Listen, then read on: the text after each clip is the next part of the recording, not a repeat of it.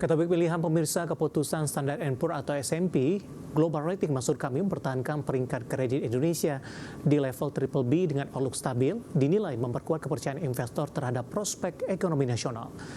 Afirmasi tersebut menjadi sinyal fundamental ekonomi Indonesia masih dipandang solid dunia global. Dirangkum dari berbagai sumber, Ketua Umum Perkumpulan Analis Efek Indonesia David Sutianto menilai afirmasi rating Indonesia oleh S&P Global Ratings menjadi sinyal penting bagi perekonomian dan pasar modal Indonesia di tengah tekanan fiskal, volatilitas nilai tukar, dan dinamika global yang tidak ringan. Dan keputusan ini menunjukkan kepercayaan terhadap ekonomi Indonesia masih terjaga.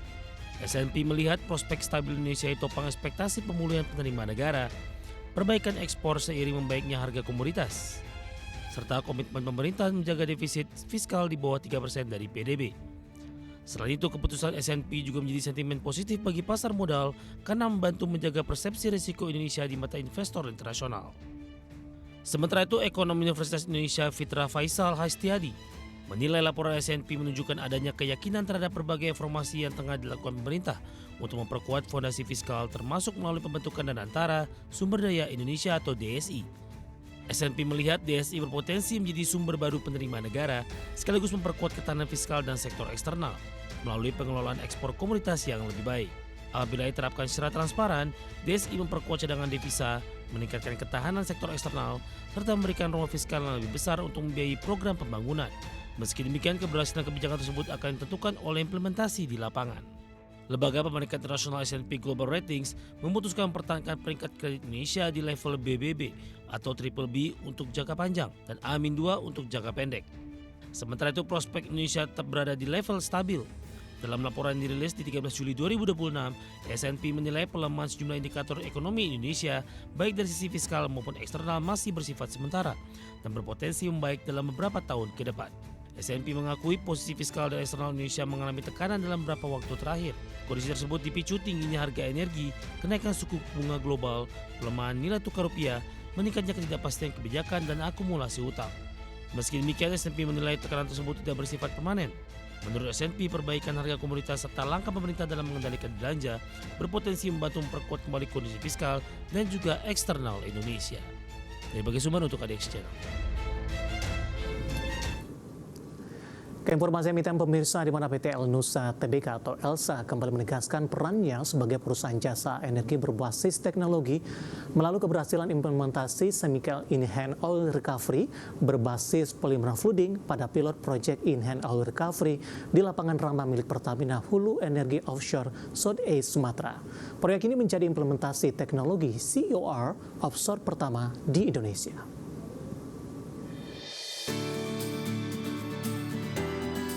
Dikutip dari Keterbukaan Informasi Bursa Efek Indonesia, manajemen PT Elnusa Tbk atau ELSA mengatakan hal ini menandai langkah penting transformasi teknologi untuk meningkatkan produktivitas lapangan migas nasional yang telah memasuki fase mature field. Pencapaian tersebut merupakan hasil kolaborasi strategis antara SKK Migas, Pertamina, PHE OSES, dan ELSA dalam menghadirkan solusi teknologi yang mampu meningkatkan recovery factor, memperpanjang umur produksi lapangan, serta mendukung target peningkatan lifting minyak nasional. Sebagai catatan, prosesi seremoni Pilot Project IOR Lapangan Rama telah diselenggarakan di 8 Juli 2026 sebagai simbol dimulainya First Polymer Injection pada lapangan offshore di Indonesia. Melalui anak usahanya, PT Elnusa Petrofin mulai dari penyediaan material polimer, Polymer Injection Unit, hingga pelaksanaan operasi lapangan. Keterlibatan tersebut menunjukkan kapabilitas ELSA dalam menghadirkan layanan berbasis teknologi yang tidak hanya mendukung keberhasilan proyek, melainkan juga membuka peluang implementasi teknologi KEOR pada lapangan-lapangan migas lainnya di Indonesia. Corporate Sekretari PT Elnusa Tbk, Rustam Aji menyampaikan, implementasi KEOR offshore pertama di Indonesia merupakan tonggak penting yang memperlihatkan semakin kuatnya kapabilitas teknologi Elnusa dalam mendukung transformasi industri hulu migas. Proyek ini bukan hanya keberhasilan implementasi teknologi, tetapi juga bukti kapabilitas nasional mampu menghadirkan solusi yang memiliki nilai tambah tinggi bagi industri energi. Kedepan, sebagai perusahaan jasa energi terintegrasi, Elsa akan terus memperkuat kontribusinya dalam mendukung ketahanan energi nasional melalui pengembangan teknologi, peningkatan kapabilitas operasional, dan kolaborasi strategis yang mampu mendorong pertumbuhan industri migas Indonesia secara berkelanjutan. Berbagai sumber, IDX Channel.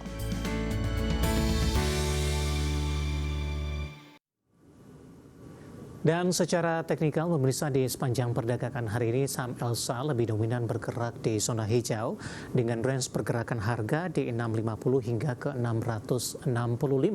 Langsung saja kita ke grafis yang pertama, kita akan coba lihat pergerakan intraday-nya di sepanjang perdagangan hari ini. Dapat Anda saksikan grafis di layar televisi Anda, pemirsa.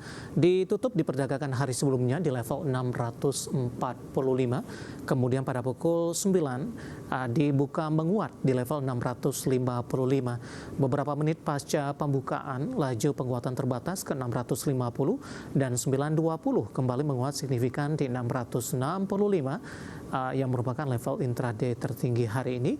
Pada pukul 12 laju penguatan terbatas ke 655 dan pembukaan sesi kedua menguat ke 660.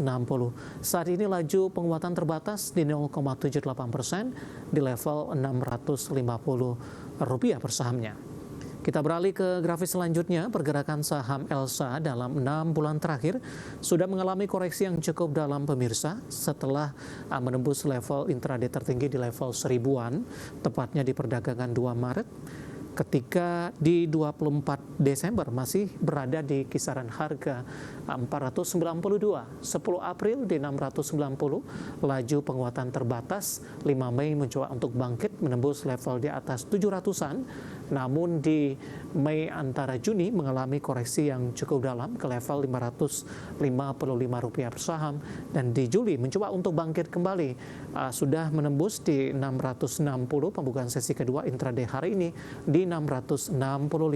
Dari sisi valuasi dengan beberapa indikator yang ada, pemirsa, kita akan coba update dari posisi pair-nya di 6.30 kali, PSR-nya di 0.33 kali, PBV-nya di 0.87 kali, masih di bawah 1 kali, dan PCFR di 1.15 kali. Kombinasi secara fundamental, teknikal, dan juga dari sisi valuasi, dan semoga bisa menjadi salah satu referensi untuk Anda.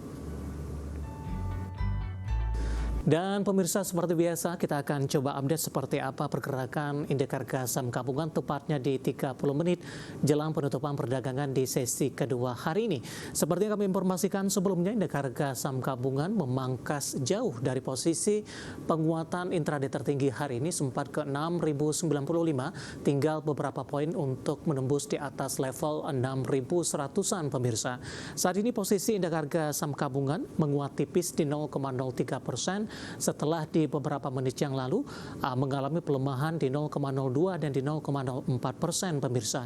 Level 6.000-an masih mampu dipertahankan di 6.041.016. Di mana di secara intraday indeks harga saham gabungan kembali cenderung bergerak fluktuatif, dibuka di sesi pertama pada pagi tadi di zona hijau di 6.057.761. Pasca pembukaan indeks harga saham gabungan langsung berbalik ke zona merah dengan intraday terendah hari ini di 6.002.901. Kabar baiknya adalah di tengah fluktuasi yang terjadi, level support 6.000-an masih mampu bertahan sampai sejauh ini. Pasca menyentuh ke level intraday terendah, indeks harga saham gabungan melanjutkan penguatan meski di penutupan sesi pertama siang tadi laju penguatan terbatas, namun memasuki perdagangan di sesi kedua indeks harga saham gabungan menguat ke level 6.095.016. Namun posisi ini tidak mampu dipertahankan. Beberapa menit yang lalu indeks harga saham gabungan berbalik ke zona merah, pemirsa, dan saat ini berbalik menguat tipis di 0,08% di 6.042. Saham-saham yang hari ini menjadi pemberat indeks harga saham gabungan seperti yang kami informasikan sebelumnya dari perbankan Picap, BBCA melemah di 2%, 6.100, BMRI juga melemah di 1,88% di 4.170, BBRI tertekan di 1,74% di 2820. Kita akan coba update juga untuk BBNI melemah di 1,42%, 3480. Saham-saham konglomerasi yang sebelumnya menjadi penopang indeks harga saham gabungan, beberapa sahamnya berbalik ke zona merah. TPIA melemah di 0,53%, 18,85. BRPT juga melemah dalam di 3,43% di 16,90. Kalau BRPT konsisten bergerak di zona merah pasca pembukaan, kemudian konglomerasi lainnya ada Aman melemah di 2,38% di 36,90 pemirsa. DSC juga melemah di 2,42% di Rp805 per saham. Konglomerasi lainnya ada Bufa melemah cukup dalam di 3,98% di Rp840 per sahamnya. Sementara dari grup Bakri masih bertahan di zona hijau pemirsa.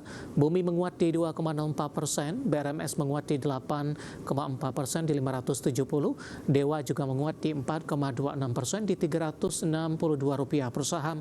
Bahkan energi pemirsa hari ini melesat di 16,33% di 1460. Big cap lainnya Telkom juga menguat di 2,39%. Konglomerasi lainnya ada Raja 1,1%, sementara Rans hari ini berbalik menguat pemirsa di 214 setelah tertekan cukup dalam ke level 180 usai mencatatkan auto reject atas ketika melakukan IPO beberapa hari yang lalu.